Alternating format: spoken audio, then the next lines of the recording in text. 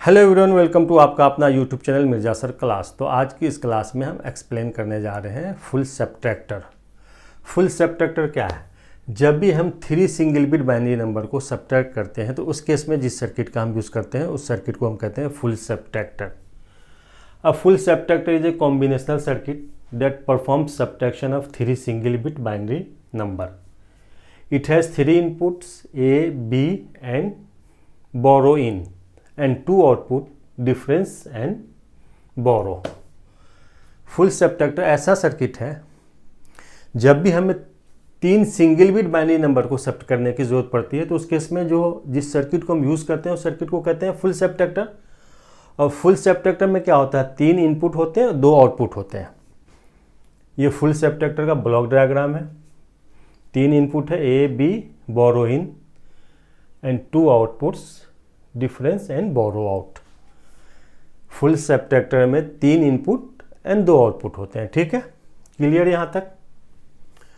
अब truth table में आने से पहले हम क्या करेंगे कि ये बोरो इन क्या है, डिफरेंस क्या है, बोरो आउट क्या है, इसको क्लियर करेंगे और फिर हम ये समझेंगे कि ये 3 इनपुट को सब्ट्रैक्ट कैसे करता है।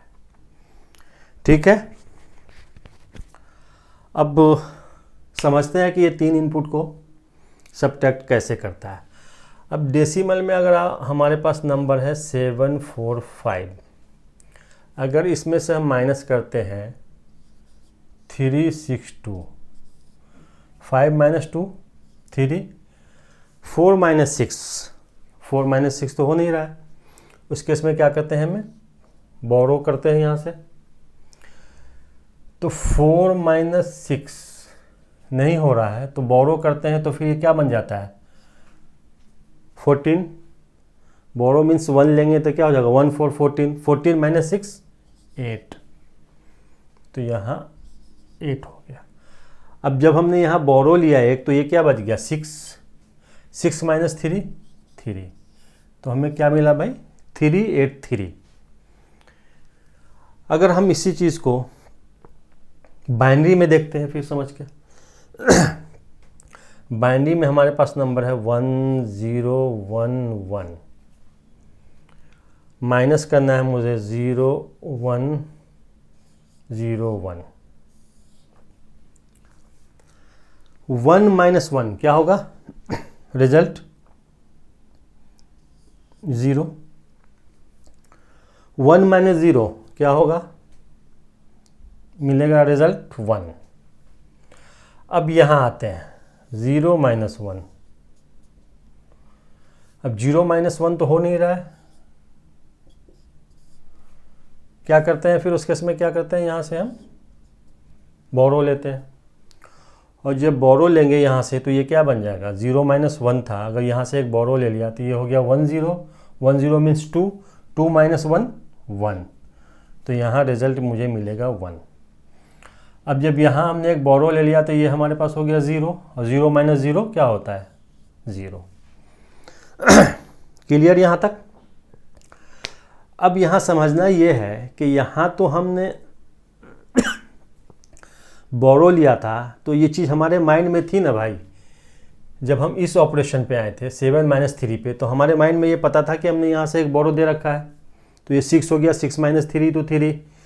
लेकिन यहाँ तो सर्किट काम कर रही है, लॉजिक सर्किट के बेस पे यहाँ काम हो रहा है। तो यहाँ लॉजिक सर्किट को कैसे पता चलेगा, जब इस फंक्शन पे आएगा तो उसे कैसे पता चलेगा कि यहाँ से एक बोरो लिया गया है। जब 0 माइनस 1 किया, 1 नहीं हो रहा था तो हमने यहाँ से एक बोरो बिट लिया सॉरी। तो जब बोरो लिया तो इस फंक्शन पे जब हम पहुँचे, यहाँ जब ऑपरेशन शुरू हुआ तो इसे कैसे पता चलेगा कि यहाँ से एक बोरो लिया गया है, तो ये 0 हो जाएगा। तो अब क्या होता है उस केस में, यहाँ एक और आउटपुट मिलता है हमें। वो जो आउटपुट मिलता है वो इन्फॉर्मेशन वापस फीड होती है इसके इनपुट पे।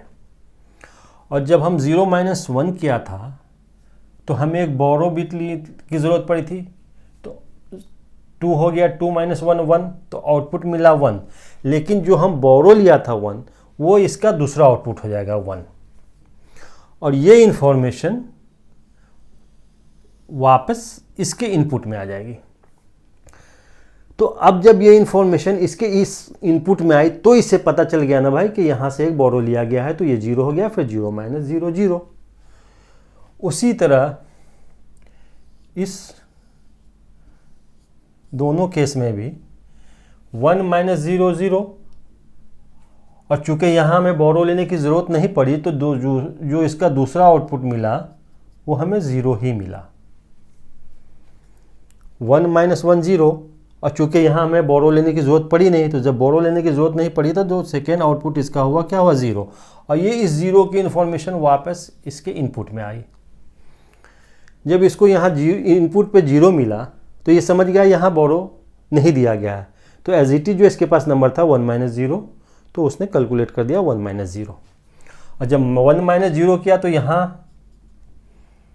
आउटपुट मिला 1, लेकिन बोरो यहाँ भी हमें लेने की ज़रूरत नहीं पड़ी, 1 माइनस 0 1, तो बोरो की ज़रूरत नहीं पड़ी, तो दूसरा आउटपुट जो इसका क्या मिला 0, और इस 0 की इन्फॉर्मेशन वापस इसके इनपुट में आई। जब यहाँ ये फंक्शन पे जब काम करने आए तो इसको इनपुट पे फीडबैक मिली 0, तो जब 0 मिली तो ये समझ गया कि यहाँ हमने बोरो नहीं दिया है, तो इसलिए जो नंबर था उसे उसने कैलकुलेट किया। तो अब क्या, जब 0 इन्फॉर्मेशन मिलती है उस केस में क्या है, ये समझ जाता है कि फीडबैक नहीं लिया गया है। जब इसको इन्फॉर्मेशन फीडबैक पे 1 मिलती है तो ये समझ लेता है कि भाई यहाँ से एक बोरो लिया गया है। मीन जहाँ फीडबैक पे 0 मिलेगा वहाँ समझ लेता है कि यहाँ से बोरो नहीं दिया गया है, और जहाँ फीडबैक पे इस पे इनपुट 1 मिलता है तो वो समझ लेता है कि भाई यहाँ से एक बोरो लिया गया है, फिर उसके अकॉर्डिंग ये कैलकुलेट करता है। ठीक है, अब मान लो ये हमारा इनपुट A था और ये इनपुट B, इनपुट 3 इनपुट हमारे पास A B और बोरो इन, तो इनपुट 1 A ये B, हम क्या ऑपरेट हम कर रहे थे A माइनस B। जब A माइनस B हम कर रहे थे तो रिजल्ट मिला हमें 1 माइनस 1 0, तो ये जो 0 मिला ना ये हमारा डिफरेंस है। क्या ये हमारा ये डिफरेंस आउटपुट है, और जब यहाँ हम 1 माइनस 1 किया आउटपुट मिला 0, ये हो गया डिफरेंस, और चूंकि हमें यहाँ कैरी लेने की बोरो लेने की ज़रूरत पड़ी नहीं, तो आउटपुट उस केस में हमें मिला दूसरा आउटपुट 0, उस आउटपुट को हम कहते हैं बोरो आउट।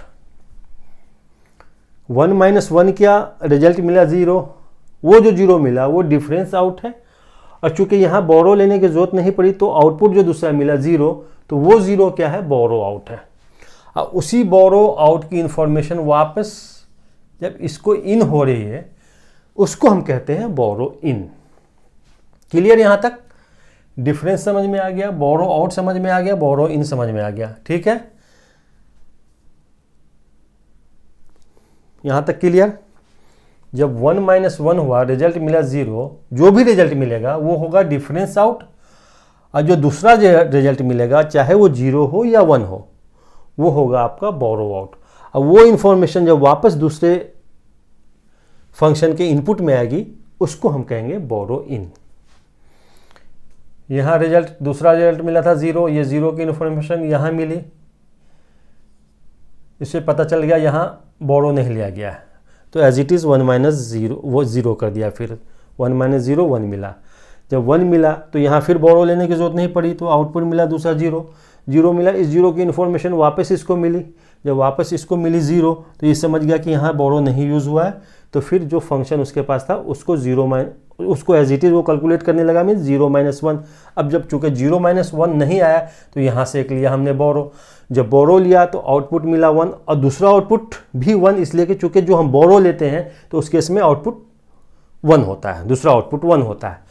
तो वो जो दूसरा आउटपुट है हमारे पास, जो दूसरा रिजल्ट है वो कहलाता है बोरो आउट। और बोरो आउट आपके पास 0 भी हो सकता है, 1 भी हो सकता है।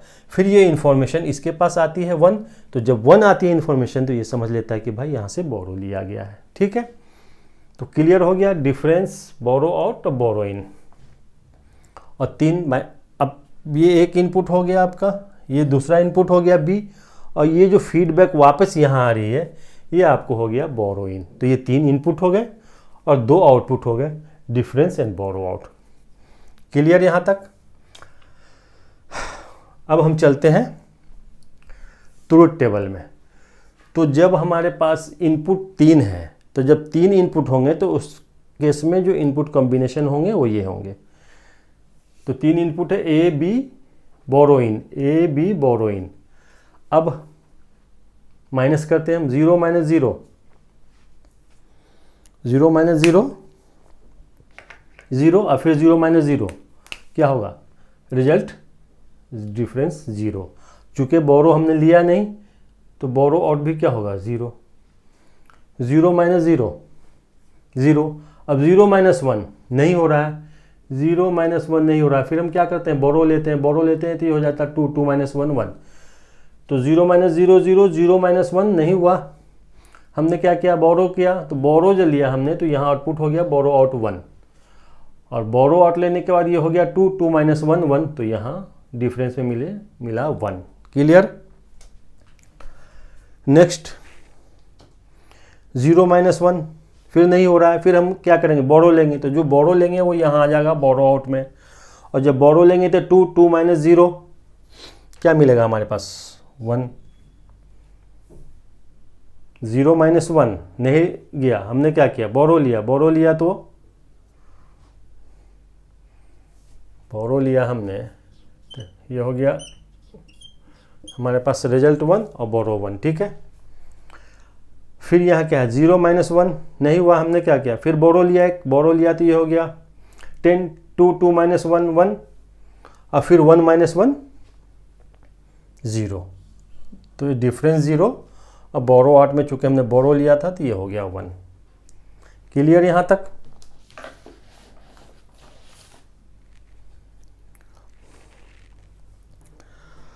अब यहाँ 1 माइनस 0 1, फिर 1 माइनस 0 1, तो यहाँ भी 1, यहाँ भी, यहाँ 0, चूँकि बोरो लेने की ज़रूरत नहीं पड़ी। यहाँ तक आ गए। नेक्स्ट 1 माइनस 0 1, और 1 माइनस 1 0, बोरो भी 0, चूँकि बोरो लिया नहीं हमने।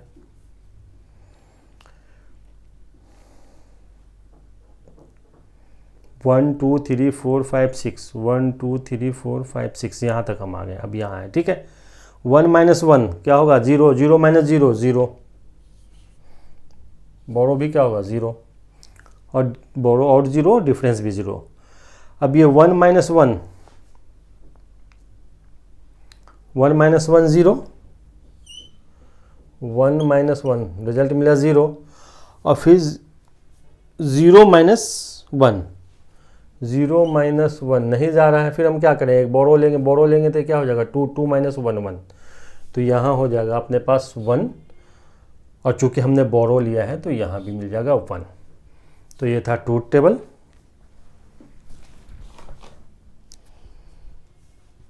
ये था ट्रूथ टेबल। अब क्या करना है, इस ट्रूथ टेबल के अकॉर्डिंग डिफरेंस का और बोरो आउट का हम मीन टर्म्स निकालेंगे, और फिर मीन टर्म्स निकाल के उस मीन टर्म्स को हम मिनिमाइज करेंगे, और मिनिमाइज करने के बाद जो इक्वेशन आएगी उसके अकॉर्डिंग हम सर्किट डायग्राम ड्रॉ करेंगे। तो ये था फुल सेप्टेक्टर का डिफिनेशन, ये था इसका ब्लॉक डायग्राम, ये हो गया ट्रूथ टेबल।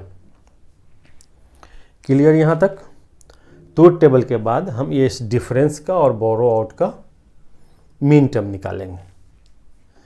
तो हम निकालते हैं मीन टर्म।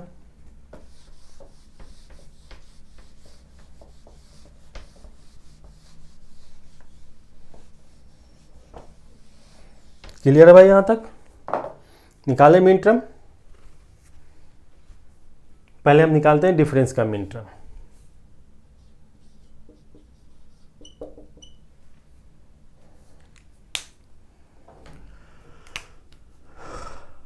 मीन टर्म क्या होगा, यहां से देखो,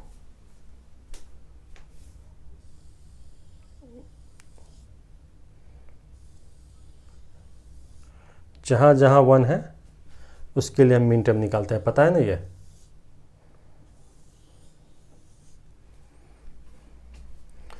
क्या हुआ, A bar B in, A bar B bar B in plus A bar B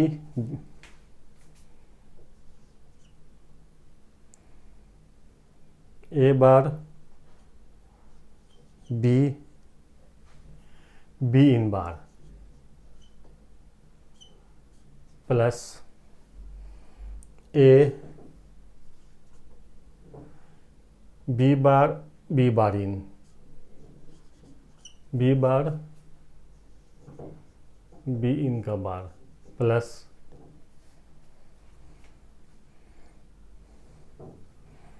A B in A B and B borrow इन।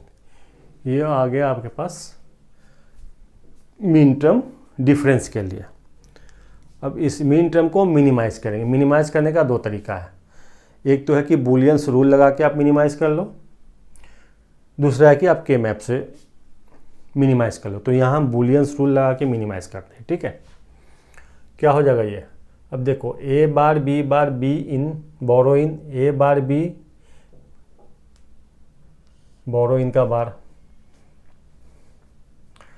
अब यहाँ बी इन है, बोरो इन है, यहाँ बोरो इन है, तो हम बोरो इन को यहाँ कॉमन ले लेंगे। तो क्या रह जाएगा हमारे पास, A bar B bar plus A B और बोरो इन, ये रह जाएगा। और यहाँ बोरो इन का बार है, यहाँ भी बोरो इन का बार है, तो इनको बोरो इन को हम कॉमन ले लेंगे। तो यहाँ क्या मिल जाएगा भाई, A bar B plus A B bar and borrow in का बार, ठीक है। अब ये A bar B bar plus A B किसकी इक्वेशन है, कुछ याद आ रहा है आपको? लॉजिक गेट पढ़ा होगा तो याद आएगा आपको। क्या होता है, एक्स नॉर की एक्सप्रेशन होती है ये। तो इसको हम लिख सकते हैं ए एक्स नॉर बी और यहाँ बोरो इन प्लस ये A bar B plus A B bar किसकी एक्सप्रेशन है भाई, एक्स और की। तो एक्स और लिख लो आप, ये हो जाएगा ए एक्स और बी एंड बोरो इन का बार। क्लियर? अब क्या करो, ए एक्स और बी को हम मान लेते हैं एक्स। लेट ए एक्स और बी इजकल टू एक्स। तो ये इक्वेशन क्या हो जाएगा अपना, x bar borrow in plus x, इसको हमने माना एक्स, तो एक्स अब बोरो इन का बार।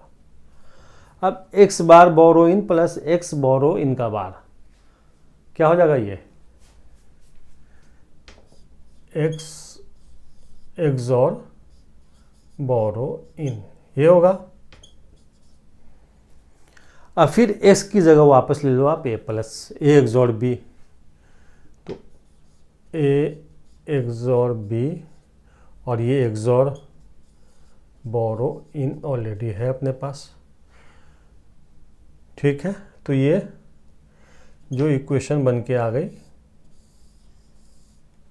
डिफरेंस की इक्वेशन बन के आ गई, ए एक्स और बी एक्स और बोरो इन। क्लियर? अब हम इसी तरह बोरो आउट की मीन टर्म निकाल लेंगे। तो बोरो आउट का मीन टर्म कैसे निकालेंगे, वो भी इसी तरह निकलेगा भाई, बोरो आउट का।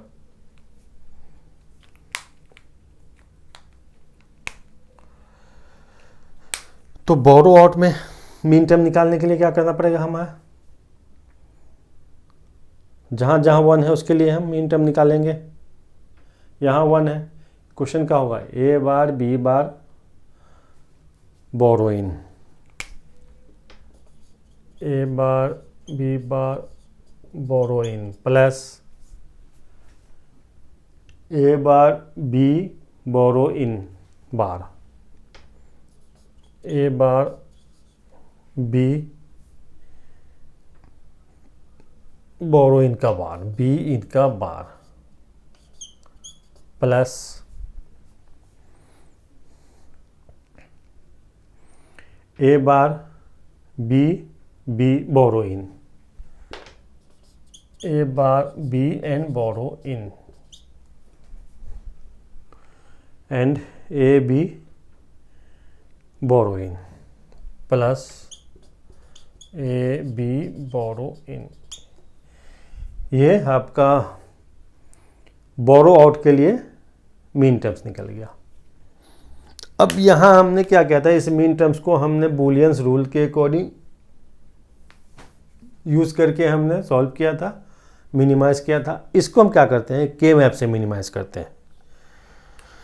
तो के मैप से मिनिमाइज करते हैं तो क्या हो जाएगा, हमारे पास 3 इनपुट है तो 3 इनपुट 3 वेरिएबल का आप के मैप बनाइए भाई।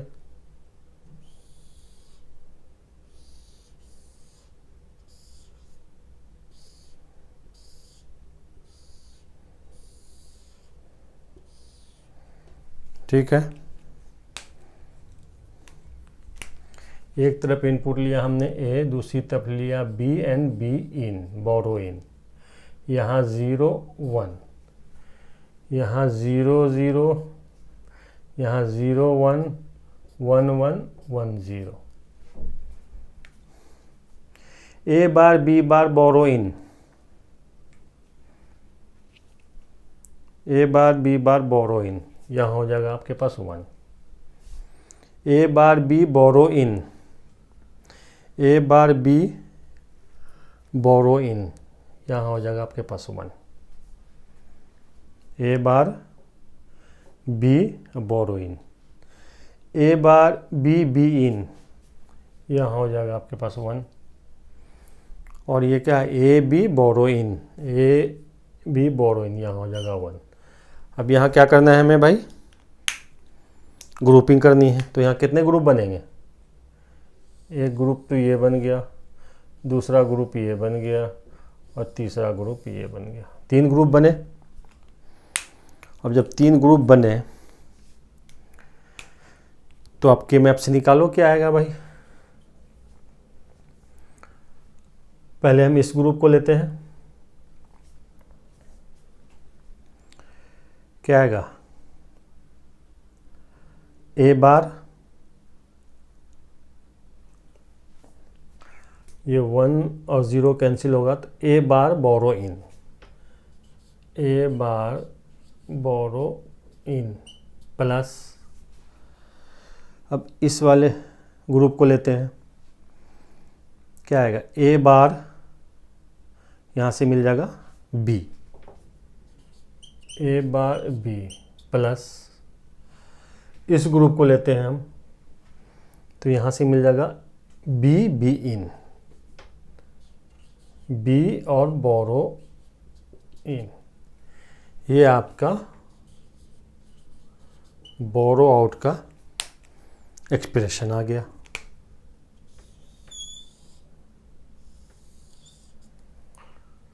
ठीक है, ये डिफरेंस का इक्वेशन आया था, ए एक्सोर बी इन बोरो इन, और ये बोरो आउट का एक्सप्रेशन आ गया, A bar B in plus A bar B plus B borrow in. ये सब आया कहाँ से, ये सब हमने डिफरेंस और बोरो का मीन टर्म निकाला। मीन टर्म निकालने के बाद हमने मिनिमाइज़ किया, यहाँ हमने बूलियंस रूल लगा के मिनिमाइज़ किया और यहाँ हमने बोरो आउट को के मैप का रूल लगा के मिनिमाइज़ किया। तो ये 2 एक्सप्रेशन आ गए अपने पास, डिफरेंस के लिए ये और बोरो के लिए ये। अब इन दोनों एक्सप्रेशन के अकॉर्डिंग हम सर्किट डायग्राम बना लेंगे। क्लियर यहाँ तक। अब सर्किट डायग्राम बनाते हैं भाई।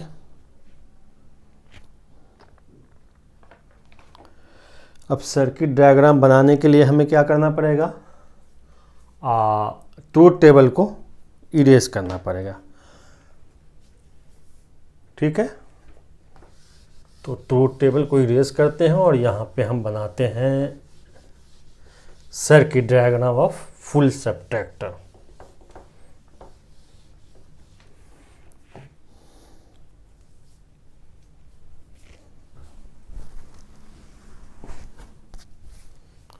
ठीक है, क्लियर यहाँ तक।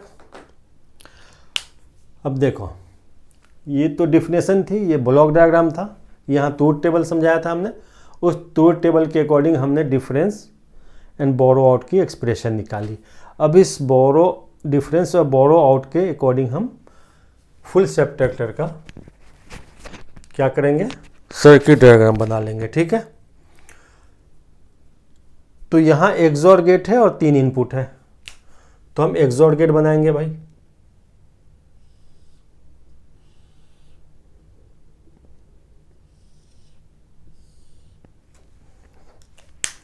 एक्सॉर गेट बनाते हैं और 3 इनपुट लेते हैं। 3 इनपुट क्या है, A B and A B borrow in. ये आउटपुट अपना हो गया डिफरेंस। ये तो बन गया डिफरेंस के लिए सर्किट। फिर बोरो के लिए बनाना है, तो यहाँ आपके पास 3 एंड गेट और एक और गेट की जरूरत पड़ेगी। तो 3 एंड गेट बनाते हैं पहले हम।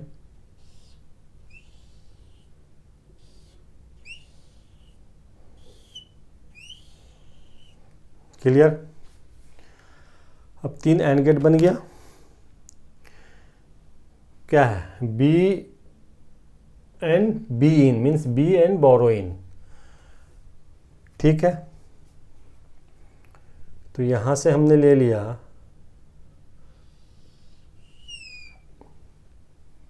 बी और यहां से ले लिया हमने बोरो इन। इस पे आउटपुट मिल गया B and borrow in. Second में ले लेते हैं हम ए बार बी। अब ए यहाँ है और ए यहाँ है, तो ए बार के लिए हम क्या करेंगे, एक नॉट गेट लगा लेंगे। नॉट गेट लगा लेंगे तो ए बार मिल जाएगा। तो ये ए बार बी, बी कहाँ है भाई, बी यहाँ है। ठीक है, इस पे आउटपुट मिल गया अपने को ए बार बी। थर्ड केस में क्या है, ए बार बी इन। तो ए बार तो यहाँ से आ ही रहा है, ये ए बार हो गया।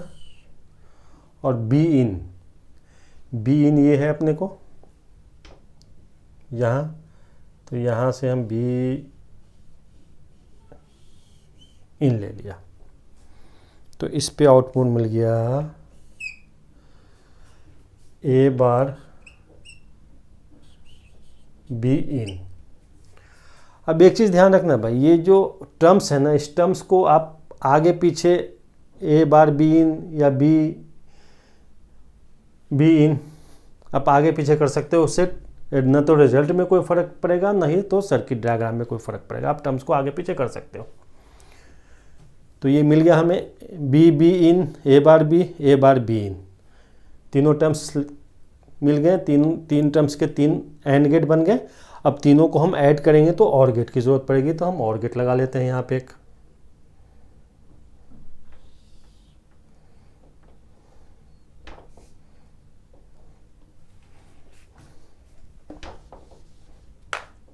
जगह कम पड़ रही है ना भाई, ये और गेट इस पे, ये और गेट हो गया और ये अपना बोरो आउट हो गया,